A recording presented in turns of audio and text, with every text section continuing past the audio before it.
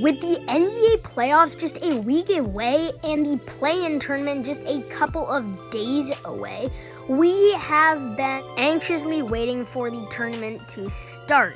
And although some of the teams are going to be absolute powerhouses in the playoffs, there are always teams who are pretenders in the playoffs and who everybody knows will underachieve despite their record. And this year, it is clear to me that that team is the Dallas Mavericks. With 2 games left to go in the season, the Mavericks are the 4th seed with a 50-30 record.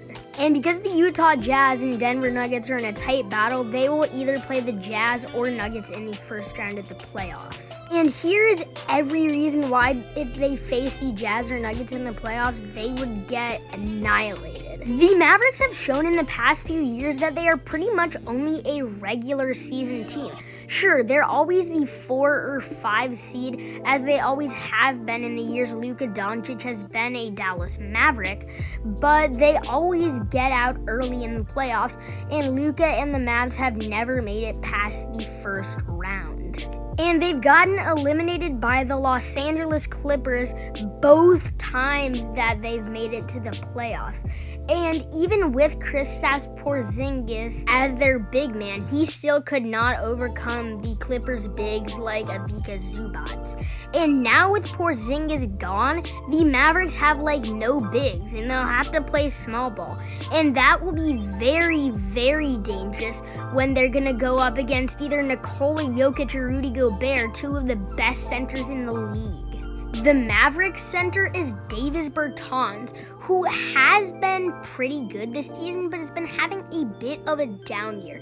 And he is basically just like Kristaps Porzingis, except a downgrade and doesn't score as many points, which you can already tell has been a problem in playoff series with Porzingis against some of the best teams in the Western Conference. Another problem with this team is besides Luka, their wings are terrible. They traded for Spencer Dinwiddie at the deadline, who was part of the Davis Bertans trade in the Kristaps Porzingis trade that made headlines, but Spencer Dinwiddie has not been playing up to expectation this year, and people were predicting he would have a comeback year this year with the Wizards and then got traded at the deadline, but he's been nowhere close to what he was in Brooklyn when he was almost an all-star in 2018-19. Sure, he's already hit 2-game winners in Dallas this year, but he's only averaging 16 points a game with the Mavericks this year, which is way less than he was with the Nets when he was almost an all-star in the 2019 season with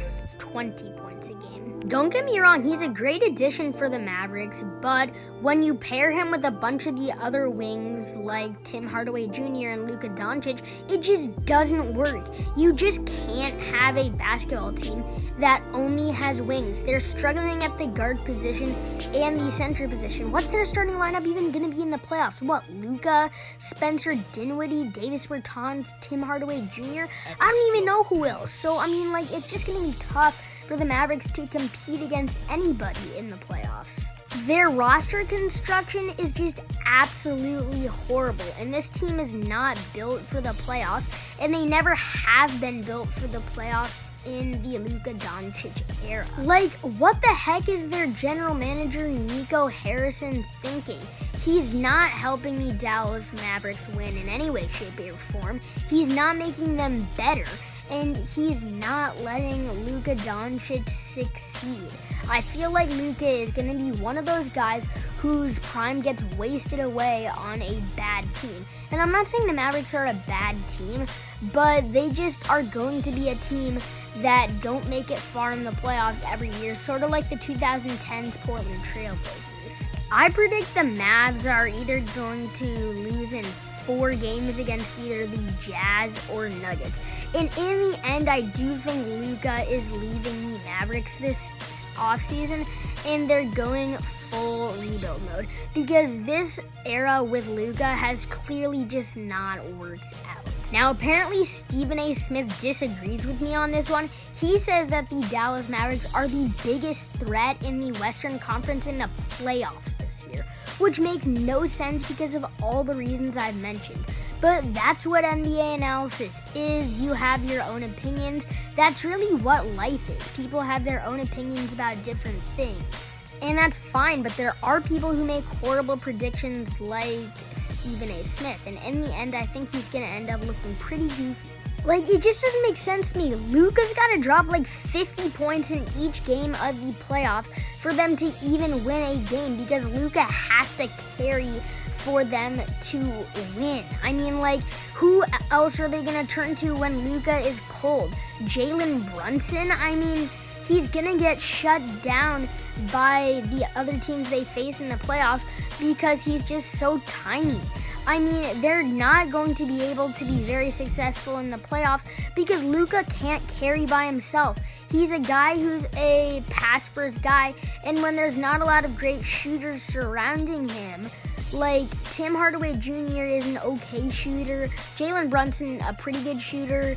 I mean, Spencer Dinwiddie not the best shooter, and when you look at all those guys who are around him, when Luka relies so much on passing, it's just not going to look good. He's not going to make it out of the first round, and I don't think he will make it out of the first round in the next 5 years if he doesn't switch teams. Anyway, thank you guys for watching. Click subscribe, turn notifications on, like, share, comment, all the good stuff, and as always, I'm your boy Hyper Hoover Basketball, and we're out.